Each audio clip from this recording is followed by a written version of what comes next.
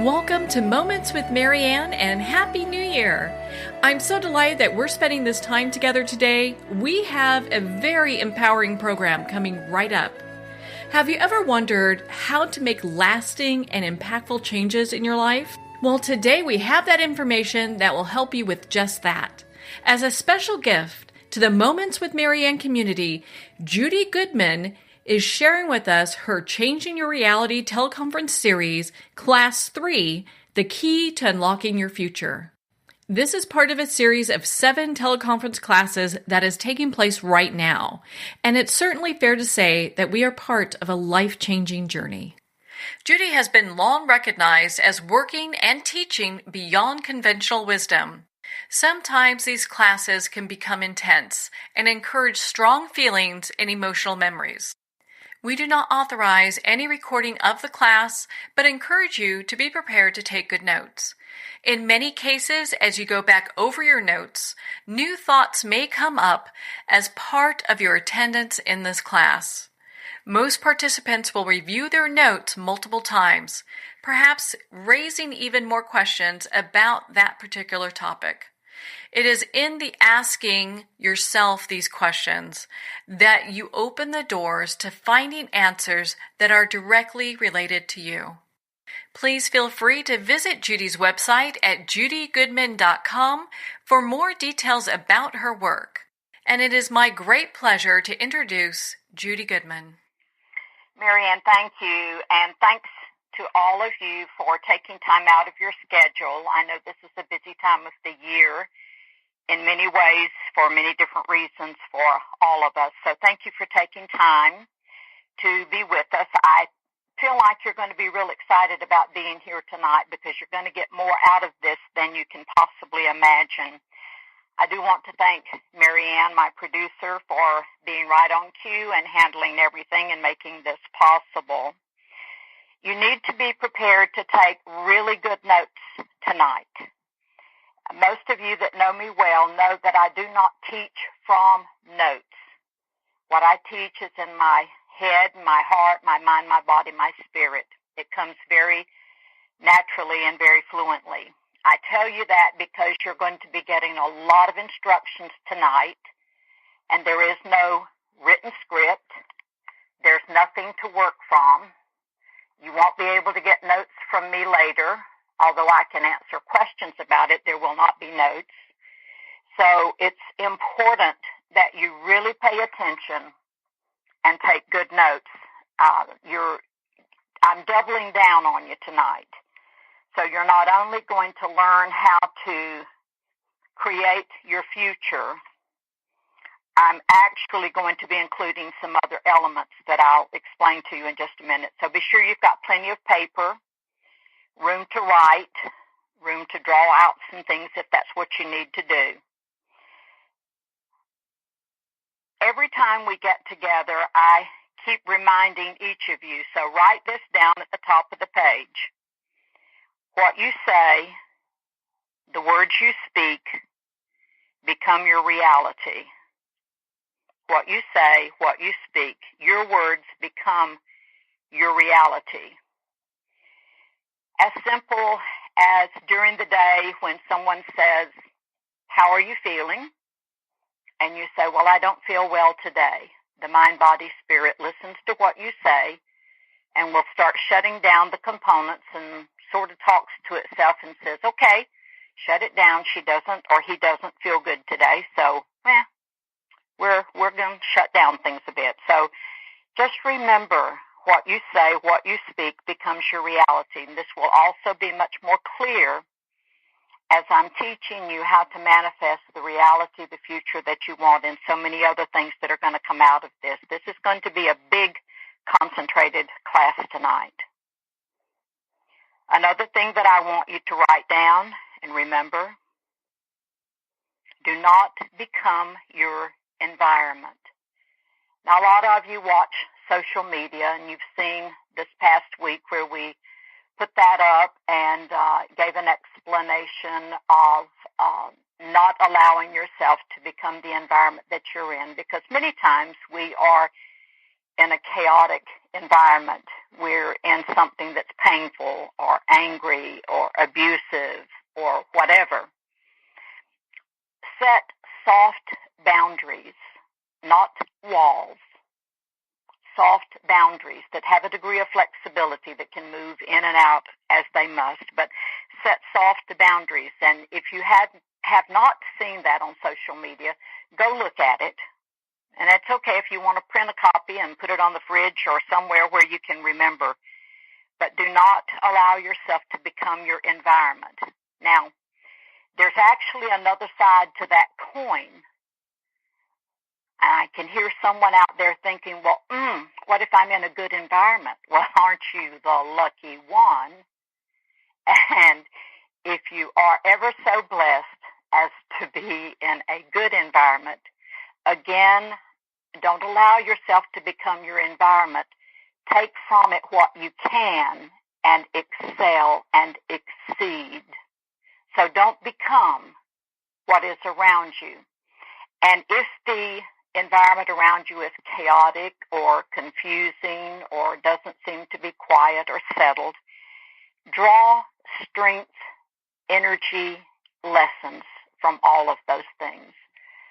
Let that environment teach you, and even if it is a good environment, let that environment also teach you. You've heard me say this every class, and this is more critical tonight than at any other time. Make time every day for meditation or a quiet time. You can refer to it as prayer. You can call it time out. You can call it meditation. You can call it what you will. But it is going to be an essential component of what you're going to learn tonight. Before we get started, get those pens and paper ready. May I take this opportunity to wish each of you wonderful holidays.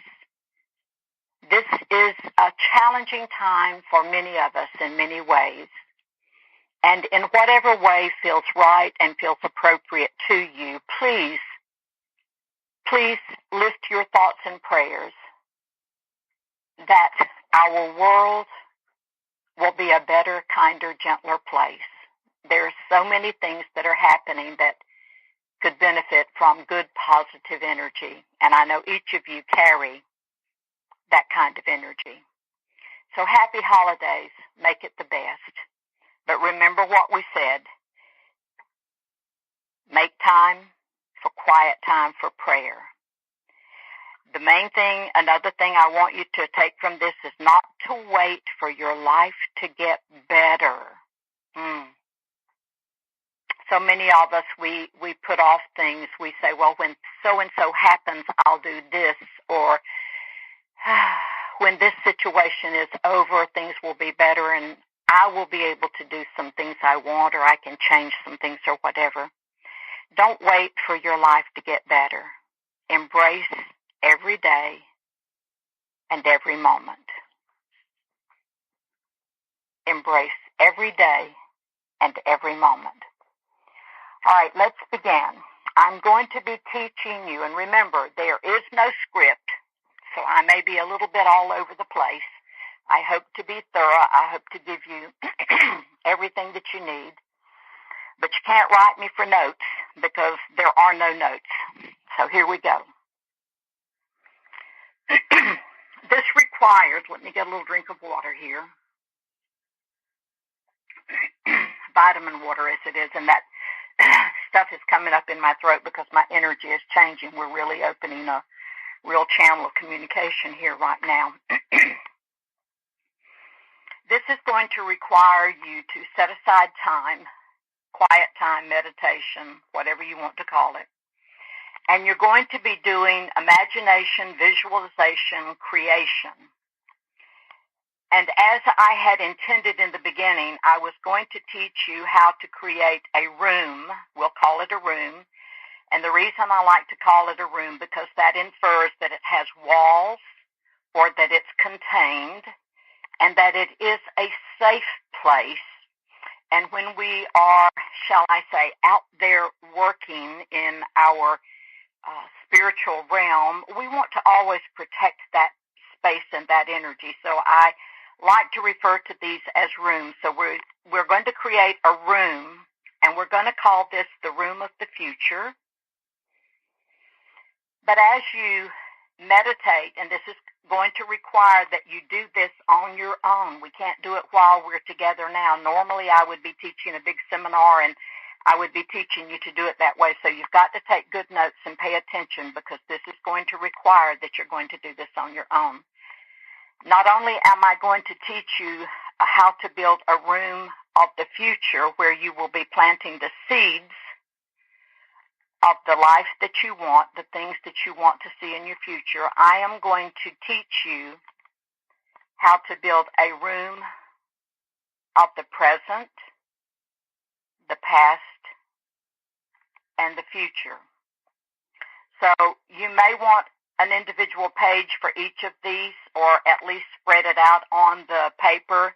The instructions will be similar, but there will be some differences. So essentially, we're going to be creating 3 rooms for our meditation, and each room will have a distinctive purpose, all its own. And when you create the room, you will do this one at a time.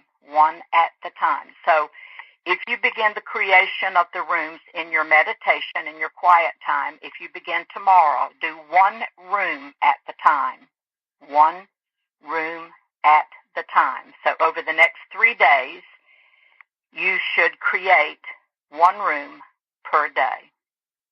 Now, instead of taking you into the room of the future where we'll create, let us begin with the one, and here, let me tell you why I've added these other rooms. It's one thing to want to create the future. We all want to do that.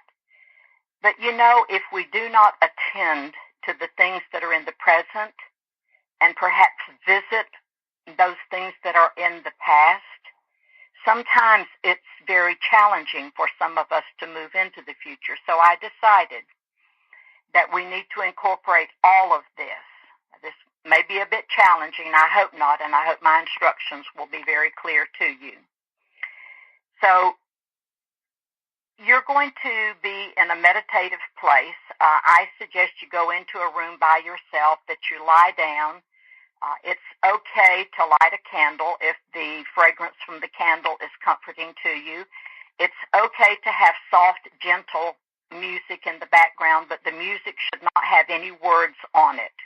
It should just be musical instruments, something new age or open-ended, but nothing that has strong tones like ta-ta-ta-ta.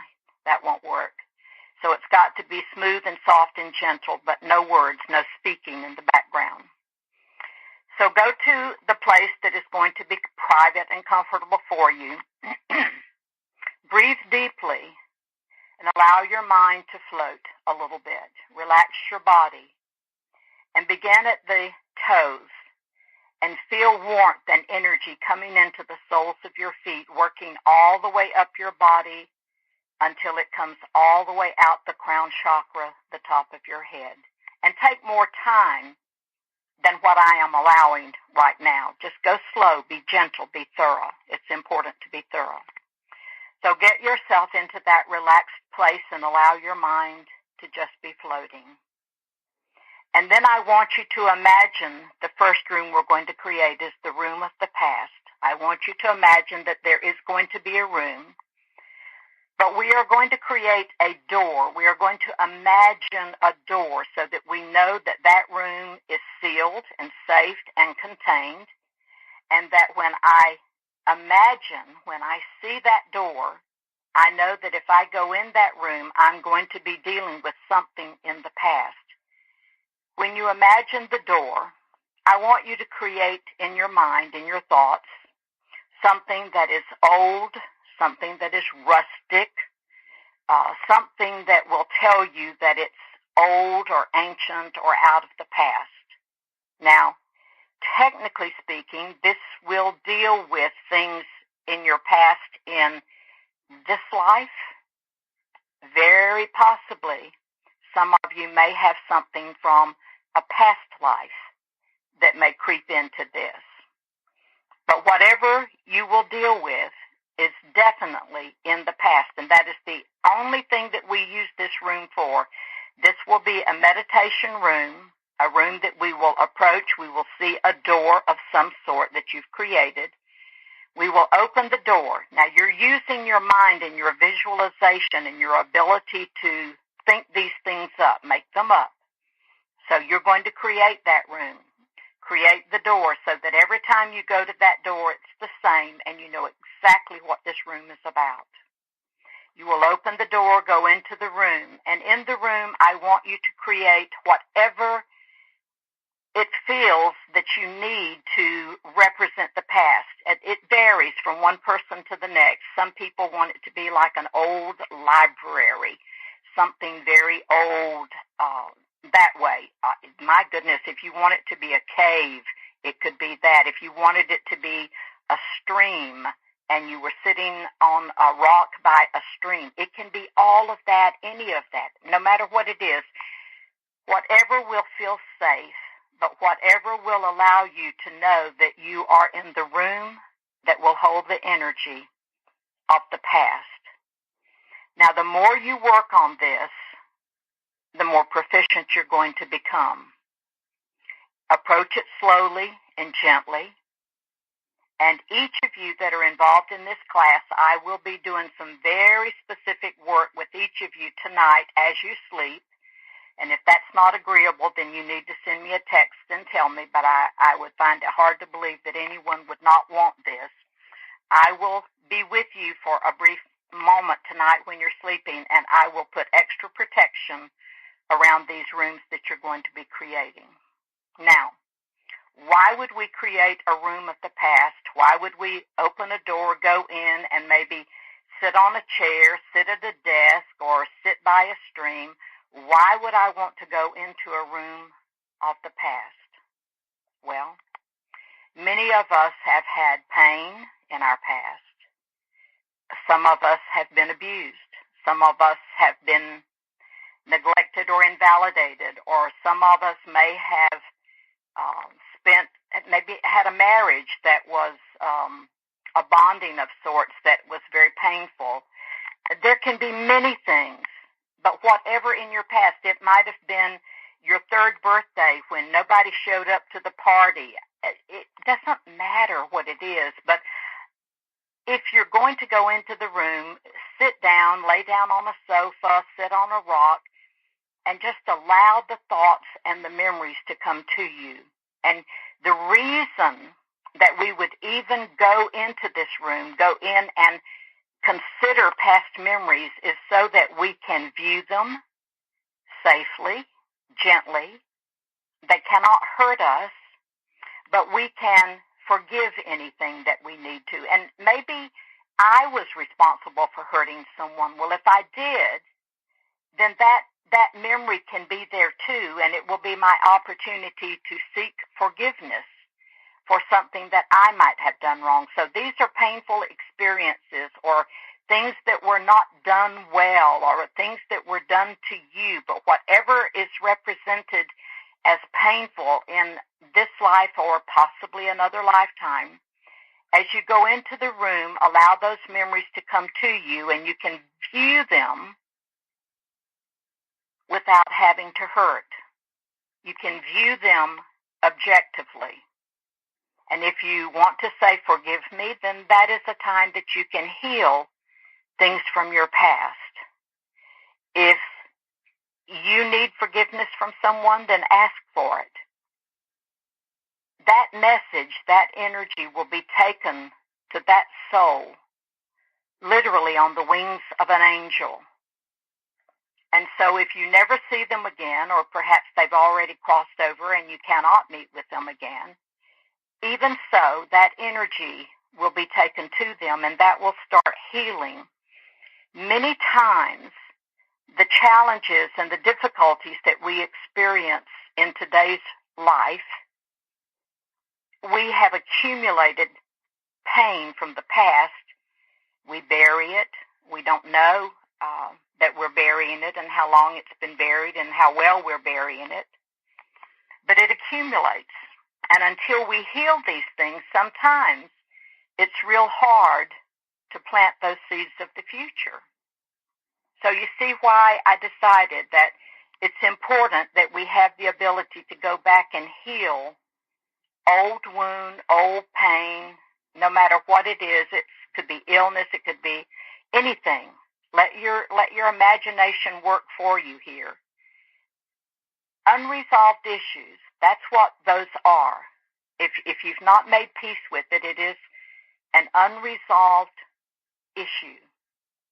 Well, what happens if we continue to carry that unresolved issue? What happens if we bury it so well and so deeply that we don't remember it, but we know that something's not right? Certain sounds trigger things, smells, odors, anything. We can be triggered by so many different things. Unresolved issues, if they are not healed, will become your dis-ease, your discomfort. An unresolved issue will be represented as your dis-ease or discomfort. If these issues continue to be unresolved, then they may become your disease. Unresolved issues do become cellular, and they do go into your body. Statistically, for women, they go more into the breast area, lymph nodes, throat, stomach. Men will go into the testicles, into the private areas, stomach areas, and back. So unresolved issues become cellular. Continue to be unresolved, they become your disease.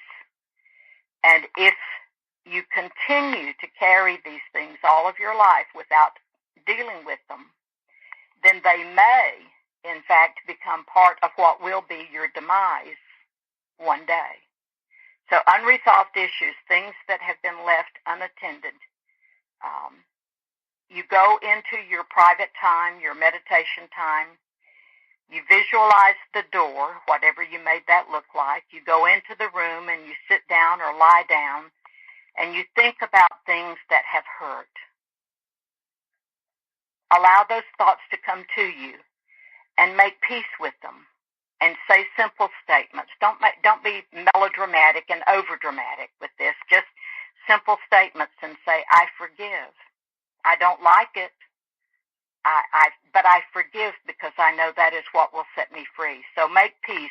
Use the room of the past as a tool, and the more you use this, the more efficient you will become with this. Heal any wound, whatever you can remember. And if you don't remember being hurt, then just go into the room of the past just as a practice and to establish this room and say, look, I'm here. I don't know if I have old wounds or old history, so I'm asking that anything that needs my attention in this lifetime or any other lifetime, I'm asking that it be brought into my consciousness so that I can heal it and that I can move forward. Now, I hope I've covered that thoroughly enough for you. If you have simple questions about this tomorrow, send me an email, but do not send me long, drawn-out emails. Brief emails I can address and get back to you, but if you're paying attention, you'll hear some of the same instructions with each room that we're going to create. The next room that we're going to create is the room that we call the present. And that means 24-hour day, whatever today is. And again, we're going to create a door. Make something that's current and modern. It could look like the front door of your home right now, something that's familiar. Now, why in the world would I want to create a room of the present? What would cause me to go into that room? Well, here's what you'll use that room for. Whatever is happening or has happened within this 24-hour day, the present, it gives you an opportunity to rethink, reconsider, and perhaps do it over. before it becomes part of the past and then is therefore something that will have to be dealt with in another way. Let's say that I had an argument with someone today, and I'm by myself, but I'm anxious, I'm upset, I'm hurting. I may want to have a quiet time and just go in and lie down and sit down or whatever and go into that quiet place and see that door that I am creating, that is the room of the present, something that's a current kind of image for me. I will go into that room, again, room because we want it to be known that it's got parameters and it's safe and it's guarded and it's protected, that nothing can get in and bother you while you're doing this work. So we call it a room because we want it protected. We want you to understand that. So if I had an argument with someone this morning and I'm still feeling bad about it, I might take a quiet time. And I might go in and sit down or lie down, and I might review that argument. And lo and behold, I might find out in being quiet and being honest and objective, I might find that maybe I had more accountability in that than I thought I did. But I would give myself the opportunity to go back and revisit it and perhaps come out of my session later and pick up the phone or go to the person and say, I'm so sorry. I did not handle that well. Let me apologize and let me try it again. Okay, here's another thought. What if you know you're having surgery today? What if you've got a medical procedure? You can go into this room in the present and you can see yourself in the procedure, see yourself safe, see yourself peaceful, see yourself calm. What if you've got a dental appointment? Yeah, not always our favorite place to be, even though we've got the best dentist in the world. It's not always our favorite place to be. I don't know about you, but just the sound of the drill can be a little bit unnerving. Well, if I knew I had a dental appointment today, I might go into that moment. And see, it doesn't take 10 or 15 minutes to do this. You'll get better at it the more that you do it. But go into the room of the present and say, okay, I've got a dental appointment in a little while. See myself in the chair. See myself being peaceful, calm, shrouded with healing energy and peace and joy, and just handle it that way. So whatever is going on in a 24-hour period, something you've already done or something that you anticipate. You know, some of us were interviewing for jobs. Well, see yourself. Go into the room of the present. See yourself in that room. See yourself dressed well, answering questions appropriately, handling yourself efficiently in the way that you should, but see it as a good experience, successful, with you feeling confident and present and involved in the conversation. What if you have family coming in? You know, we've got Christmas coming up. Maybe today you've got holiday guests that are coming in this afternoon, and it's not your favorite aunt or your favorite cousin or whatever. Take a quiet moment. Go into the room of the present. See yourself visiting with your family or friends. And these are weird examples. I know they are, but I'm just trying to give you some idea of how you can use the room of the present. So if it's something that you dread, just go in the room, take that 10, 15-minute rest or moment of quiet or meditation and see yourself. What if you've got a test? You know, this would be excellent for a college student if they knew that they had a test, if they're taking an SAT or any kind of MK, anything, and see themselves taking the test and look at the paper, see the paper with an A+ on it. See yourself being calm. See yourself being aware, and your mind is functioning and clear, and everything is just coming out just really fantastic. So whatever is involved in a 24-hour day are things that you will take into the room of the present in your meditation time.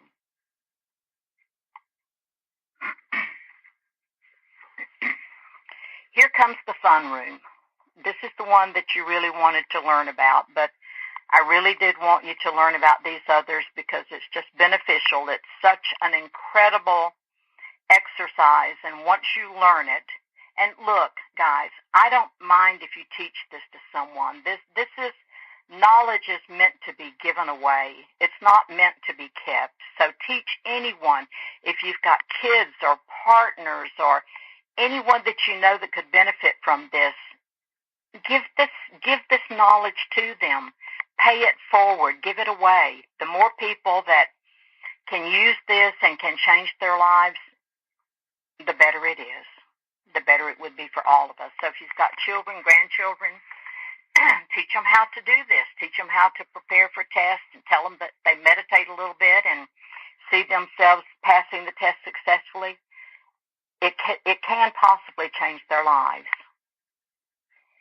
Okay, big deep breath now. The room of the future. I want you to go into that meditation state. Remember, you're going to sit back and relax, and you're going to feel warm energy coming into the soles of your feet, coming all the way up your body, all the way out the crown chakra.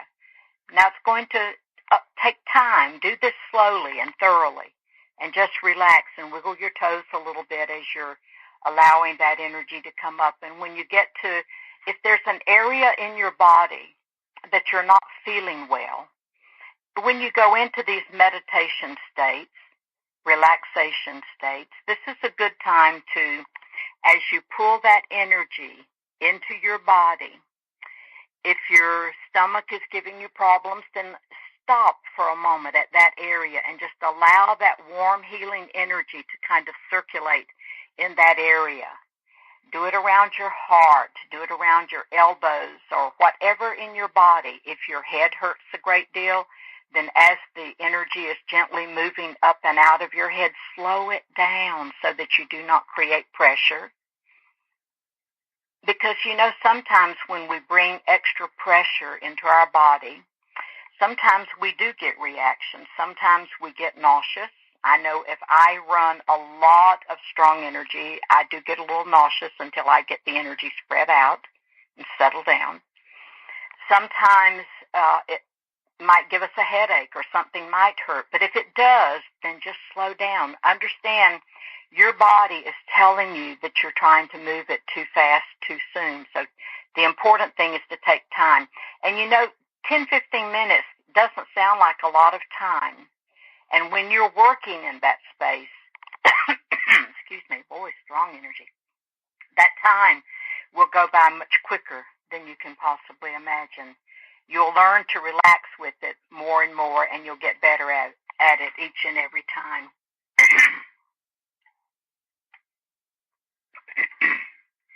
All right, create a door for the room of the future.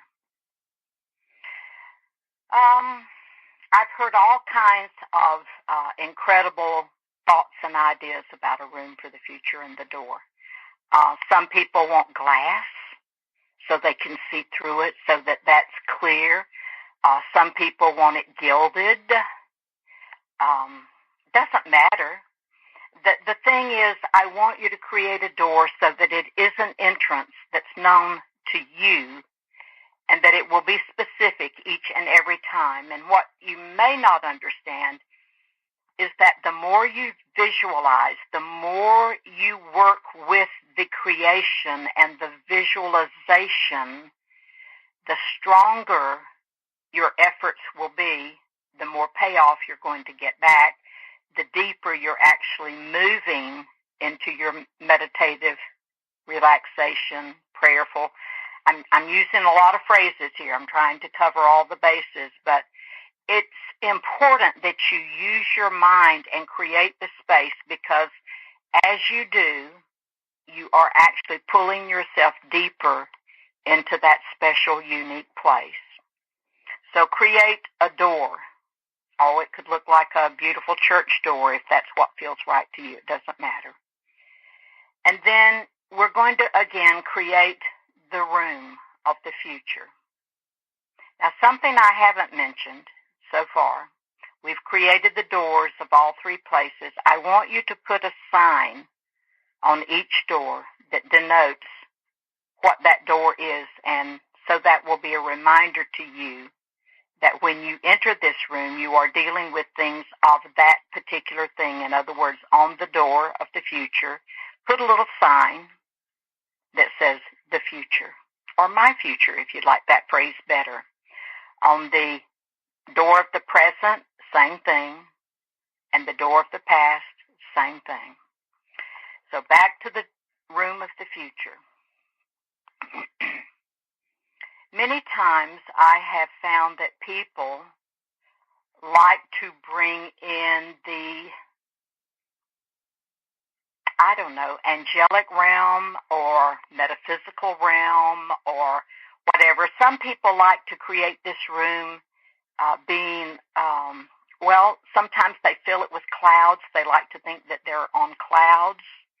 It doesn't really matter. It's just what your heart, what your mind, your spirit will imagine that is kind of an ethereal place, because literally we're going to be planting seeds, so to speak.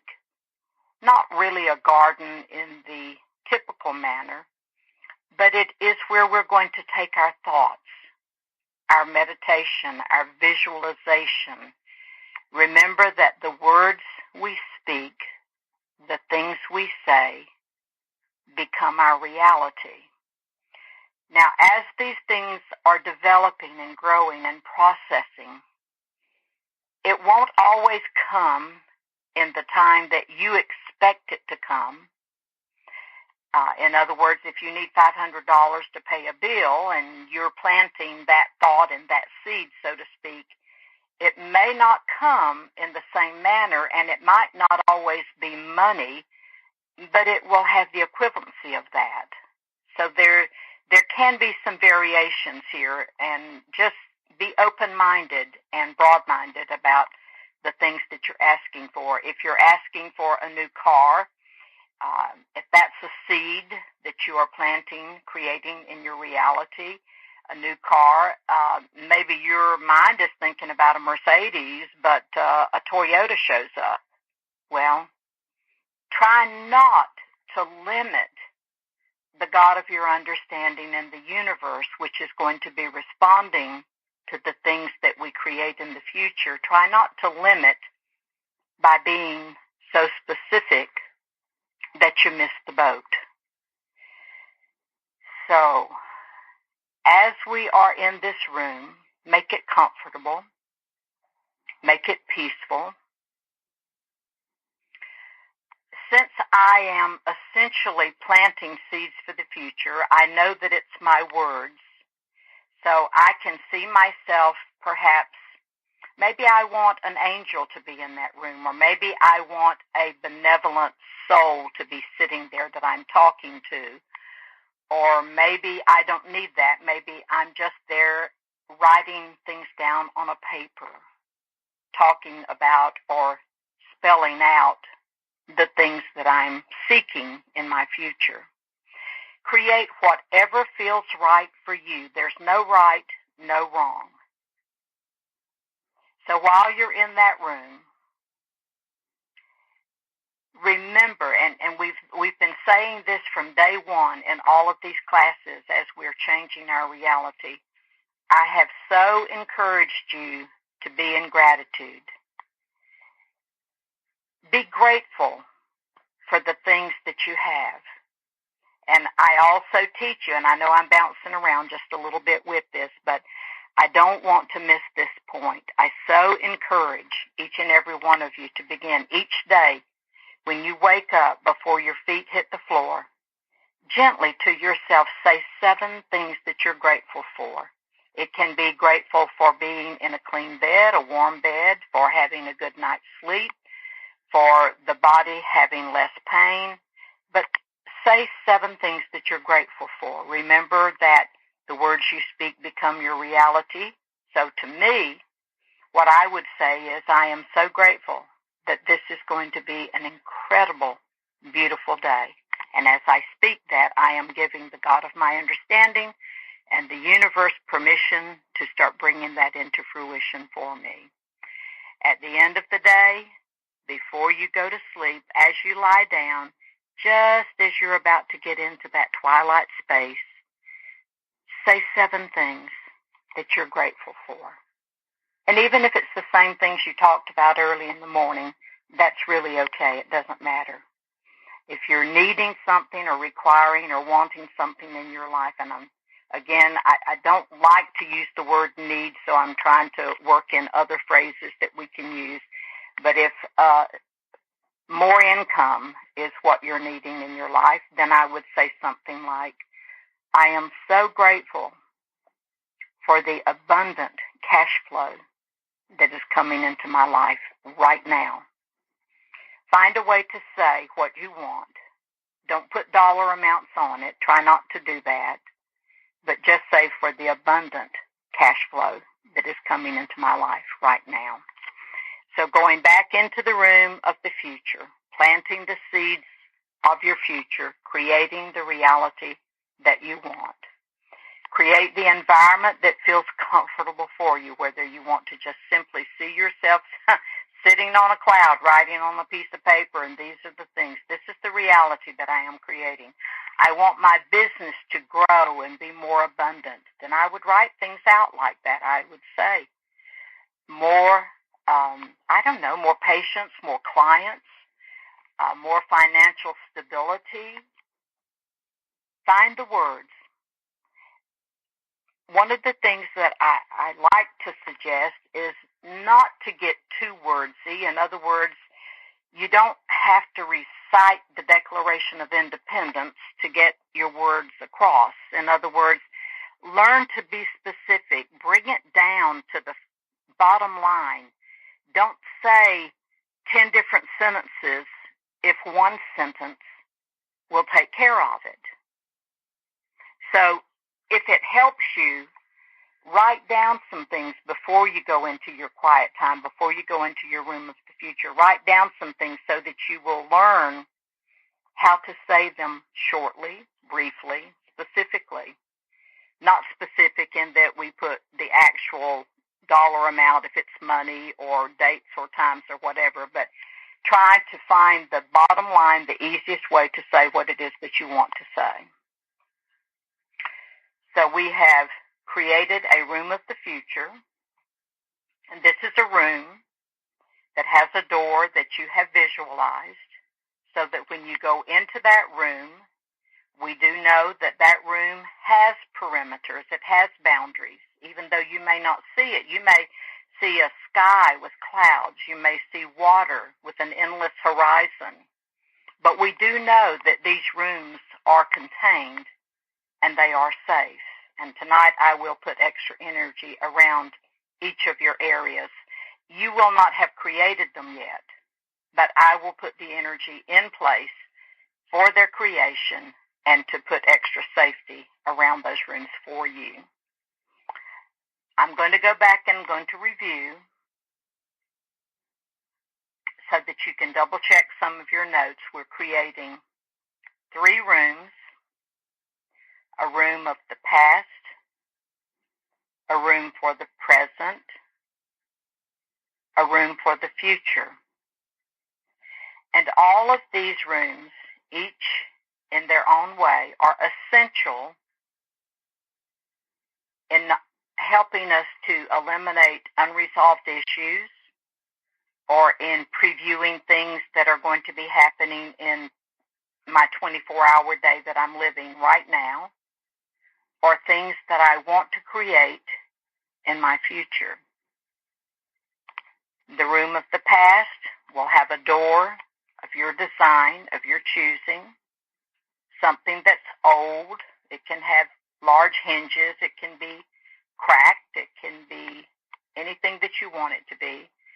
It will have a sign or a note or something on the door that says the past. When you open the door, when you are in your meditative state, you're lying down, relaxing, and you're going into your meditation. You open the door and you see yourself go inside. You close the door behind you. You sit down or you lie down, whatever is comfortable for you. If you have memories that you know are troublesome, then think about them.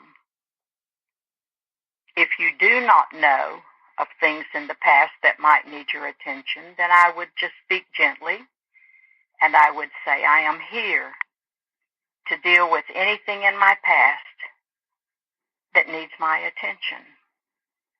Now, in working with the 3 rooms this way, I have sometimes had people that say, I don't want to be in that room by myself because there's some bad memories in there. Well, if that's your situation, then you bring into that room whatever person you want to be there, whatever person or image or spirit will make you feel safe and secure. Now, I've actually had people say, will you go into the room with me? And of course, I will be able to do that. You will be able to imagine me walking in. If you need me to hold your hand or just sit across from you or just be present, that can be arranged. This is an opportunity that not very many people get. This is a class that has been taught. I don't teach it often because it does require a lot of extra energy and a lot of extra work on my part. But once you guys get rolling with this, then it's pretty easy altogether. But if you go into that room of the past and maybe you've got a grandparent or a father or mother who's deceased and they make you feel safe and secure and you want to go into that room, I can think of one person in the class now whose mother passed away not so long ago, and I know that she misses that mom. And maybe if she went into the room of the past, she would want her mom to be sitting in there with her. Well, that's okay. If that's what you need, that will be okay. That image, that energy of that person, that spirit will be there if that's what you require. At some point, I hope that you will process and learn how to use this in such a way that you will no longer require that person to be there, that you will become stronger and more capable to be there yourself. It's not a place that you'll have to go to very often. You may go there more in the beginning if some of you have pain or unresolved issues. You may go there a little bit more in the beginning just to handle those things. But after a while, you won't visit that room very much. And when you don't feel the need to be there, that's a very good sign. It's a way of you understanding that you have been successfully dealing with anything in the past. I like to, when I first started working and creating these rooms, and I went into one on my own so that I would understand, I had to create it. In other words, I'm not asking you to do anything that I haven't done, or I'm not teaching you to do something that I haven't done and that I have not seen what comes out of it. But when I would go into the room of the past, I would say, whatever pain, whatever unresolved issue in this life or any other lifetime, known or unknown, I am asking that I have the ability to make peace with it. Now, because I am who I am, this is how my mind works. I would sit there and I would say, look, I don't want to necessarily remember everything and see everything. I just want to cover the bases in the most gentle and peaceful way that I can. And hey, it's okay to talk like that if you're in this room of meditation that you're creating, because the powers that be as you understand them, are listening to you, are standing with you and guarding and protecting you as you're doing this work. So just talk. Talk from your heart, not from your head. And we've already learned in some of our earlier classes the differences in talking from your head and talking from your heart. As you are learning how to take time out, and please take time out every day if you can. And if it's only 5 minutes, wow, don't you deserve 5 minutes? And I'm betting that if you get into this and you start understanding it and learning it and doing it, that it'll go a little longer than 5 minutes because it will feel so much better. And you may not do it every day, but I bet you'll do it fairly often when you start seeing the results that you can create. The room of the future is the one that you were counting on learning about, but I did not want to take you into the future, building and creating without dealing with anything in the past that might be holding you back.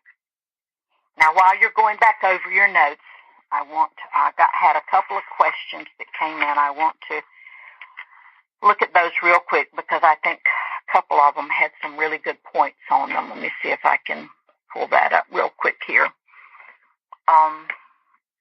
Okay, so one person did ask, so what if I'm already working from my passion?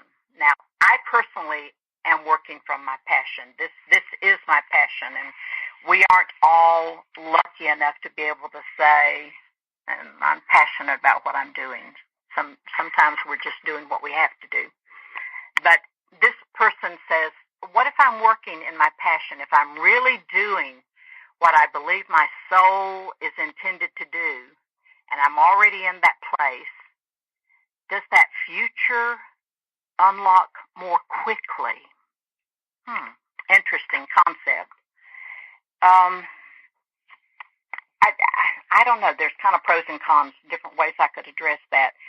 I don't want to say that it will happen any more quickly in the actual manifestation of it, but what might happen more quickly is that you have learned something and you are actually speaking, taking charge of your life, and remembering that the words you speak become your reality, and you may be making these things come about just because you're actually exercising something that works. So is that quicker? Maybe. But I'm not sure I can say that just because you're working in your passion, it would actually happen any quicker, but probably the opportunity to make it happen is a little quicker just because you have the awareness of it. Okay, another question we had. How can we plant seeds for a positive future while we are living in a negative environment? And maybe that negative environment, in fact, was a choice or a soul contract or karma. There's a lot of reasons why we would be in an environment like that. How do we plant seeds if we are living in a negative environment? And that negative environment could be either something that's emotional, it could be a family situation, it could be friends, it could be jobs, it could be a lot of things. So how do we plant seeds? Oh my gosh. All the more reason that you should be planting seeds. Whatever your environment is, look at it and see what it is that needs fine-tuning. See what needs cultivating. Think of it as seeds, if that helps you. Whatever your circumstances are, if they're negative, whether it's an emotional challenge that you're dealing with, maybe you've got depression. If it's physical, maybe you've been ill, and maybe, that's kind of holding you back. Maybe you've got a really negative family, and I know that some of us have had that opportunity to learn and grow from a negative family member, and we've had jobs that we didn't like. All the more reason. How can you plant seeds? By doing exactly what I have described already this evening. Go through the same process. Doesn't matter what your environment is. But if it is a negative environment, all the more reason you might want to be incorporating this and try to become very proficient at it and get really good at it.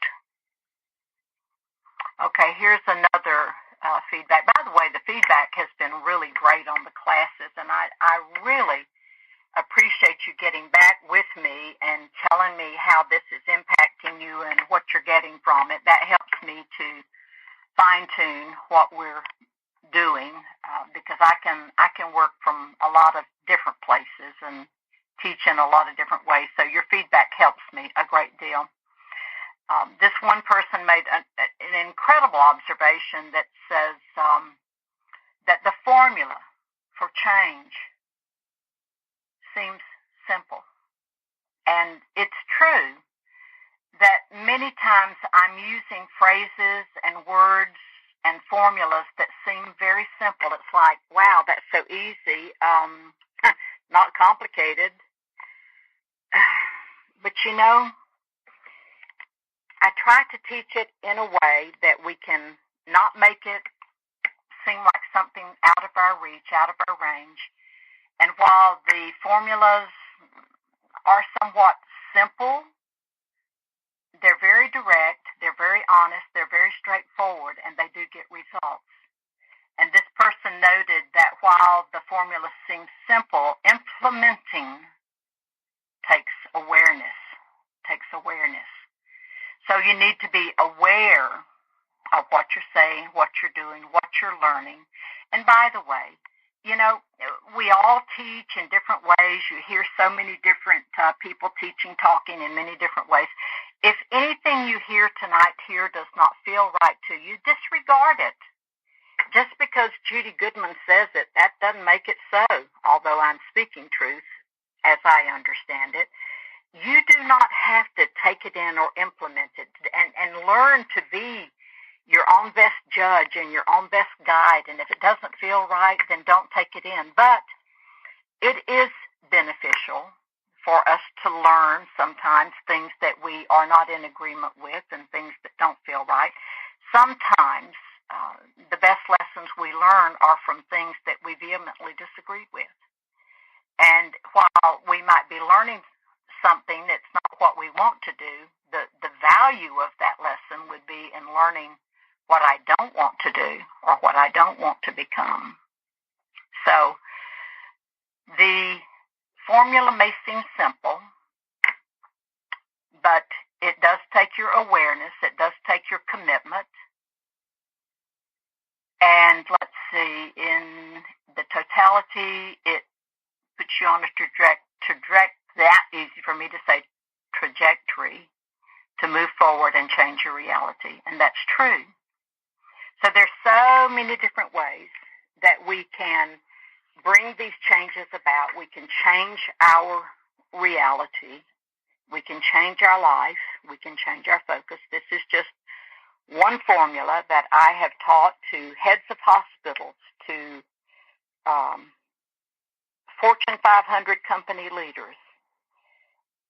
And it gets amazing results, but the results are not guaranteed. They're there. It's a tool. It's something for you to do. And if we step back and look at it, yes, it does seem quite simple, doesn't it? But doing it is what makes the difference. So how often are you going to have a quiet time or a time of meditation? How important is that to you to just have a time out? Some of you have very busy lives. Some of you have got people around you all the time, people that need you to be there all the time. You know what? We're all entitled to a time out occasionally.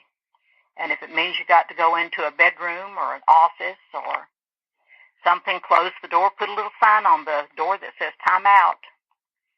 And be fair, you know, don't go in and sleep all afternoon or sit there all afternoon for 6 hours or so. That's a little more than a time out. That's an escape.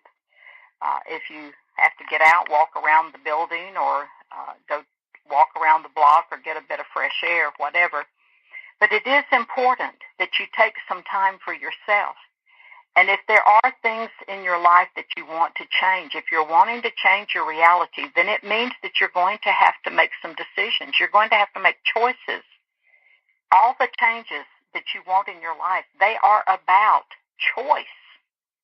You have to choose to see it differently or to do it differently. You know, one of the hardest things that we have to do, one of the biggest challenges that I see people face has to do with forgiveness.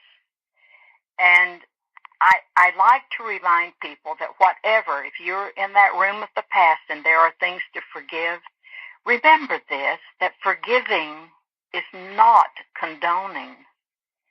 Forgiving something, no matter whether you can remember it all and you just want to make a blanket statement and say, I forgive all those that have offended or hurt or harmed me. Forgiving is not condoning. It is what sets you free. As long as you hold a grudge, as long as you hold that pain, essentially that situation or that person still has got a level of control over you. So forgiving is maybe one of the most challenging lessons that we learn. But okay, sometimes it's easier to forgive others. What about forgiving ourselves? Now that's got to be the ultimate challenge, is forgiving ourselves, thinking, wow, I was such a crummy kid growing up, or I did this, or I did that, or I didn't do well in school, and blah, blah, blah, blah. We can always find all these different things, and we're so hard on ourselves. As you are willing and able to forgive others, are you not more worthy of forgiving yourself, setting yourself free? Okay. Room to change your reality. Time to do it. A room of the past where you can go in, meditate, eliminate anything in the past. And the more you use it, you may in fact have more memories come up. It may not feel like it's working the first time. Go back in again, do it again. And those memories, when you feel safe and when you feel comfortable, those memories will start becoming loosened up and they will start unfolding if you've got things in the past that you want to change or correct. The room of the present. Nice room. Anything within a 24-hour period. I have a quiet place, a safe place that I can go into it, and I can address it, and I can look at it objectively, and I can either prepare myself for it, or I can forgive myself for not handling something well, and I can come back out of that room and get up out of my meditation and go out into the world and handle it differently. Room of the presence. Very valuable tool. Quick, easy. And getting into that quiet place, that meditation, it does not take an hour of laying down and groaning and carrying on. It will become very easy if you will just slow down and take your time and practice. Just keep doing it. It will become easy. The room of the future, the most beautiful room of all. My goodness. Mine always had clouds in it. I just always liked clouds. Rainbows, clouds, a gentle rain occasionally, wind gently blowing, smelling great smells, hearing wonderful sounds, and all the things that were in my heart. And all the things that I was planting for seeds of the future were not always just for me. Might have been for my family, might have been for my children or my grandchildren, might have been for my country or for my earth. In other words, the room of the future, you have the ability to plant incredible seeds for yourself and for others. I hope that you will review your notes, and I hope you've taken really good notes, and that you can find your way to make this work for you. I would love to get your feedback. Give yourself a chance. Remember to create one room at a time. Use your imagination, your visualization. Make it up as you go. See what you want. But tomorrow, decide if you want to do the room of the future first. That's okay. Doesn't matter to me. But do one room at a time. So tomorrow, let that be the first room that you create. Take your time. The main thing is to slow down. Take your time. Get out of the main flow of your life. Go into something that's private and something that's quiet. And learn how to take that breathing down lower and slower And then imagine warm, healing energy coming into your feet, working gently and slowly all the way up your body, remembering if there are areas that are not well or that you're uncomfortable, to spend a little extra time there with that healing energy. Bring it gently, slowly, all the way up the body, out through the crown chakra, through the top of the head. The meditation process is the same no matter which room you're going to go into. The reason to go into each room is different. Okay. Wow, that went by very fast. Please take time and do this for yourself. And give me some feedback. Let me know how it's working. And if you've got a question, a simple question, one sentence, please, no long paragraphs, I will understand. But like I said, there's no notes. There's nothing that I can just give you and say, here's the formula, because when I teach like this, I open the ethers up and I pull down from the highest level that I am able to reach. And with all of these words and all of this preparation and all of the things you're doing comes an extra energy that is going to help and support you and to put protection in these rooms as you are creating them. Thank you for taking time out of your schedule. Our Christmas December session, I've changed the title to it. Marianne, you can help me with this. I think what is the greatest gift we can give is the new title. It's going to be kind of a little bit different subject matter, but what is the greatest gift we can give, whether we're giving it to ourselves or giving it to others. It should be a lot of fun, should be real interesting, and it's not about commercial items, of course. Thank you, guys. Take care, and God bless. I would like to thank everyone for tuning in and joining us for the Changing Your Reality teleconference series with Judy Goodman, Class 3, The Key to Unlocking Your Future.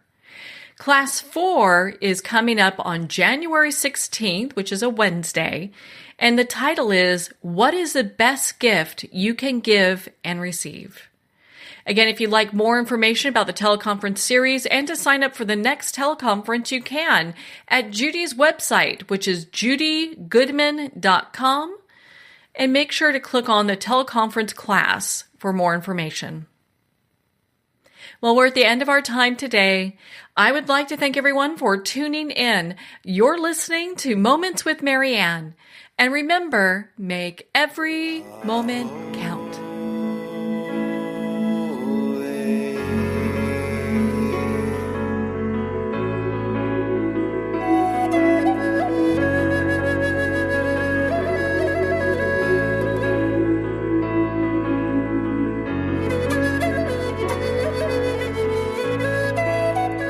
In a single moment, your life can change. Moments with Marianne is a transformative hour that covers an endless array of topics with the best of the best. Her guests are leaders in their fields, ranging from inspirational authors, top industry leaders, and business and spiritual entrepreneurs. Each guest is gifted and a true visionary, a recognized leader in her own work, and while teaching others to develop, refocus, and grow, Marianne will bring the best guest and sometimes a special surprise. Don't miss this. You never know just which moment will change your life forever. Moments with Marianne airs every Sunday, Monday, Thursday, and Friday at 8 p.m. Eastern and 5 p.m. Pacific Time. Make sure to tune in and visit momentswithmarianne.com for more information.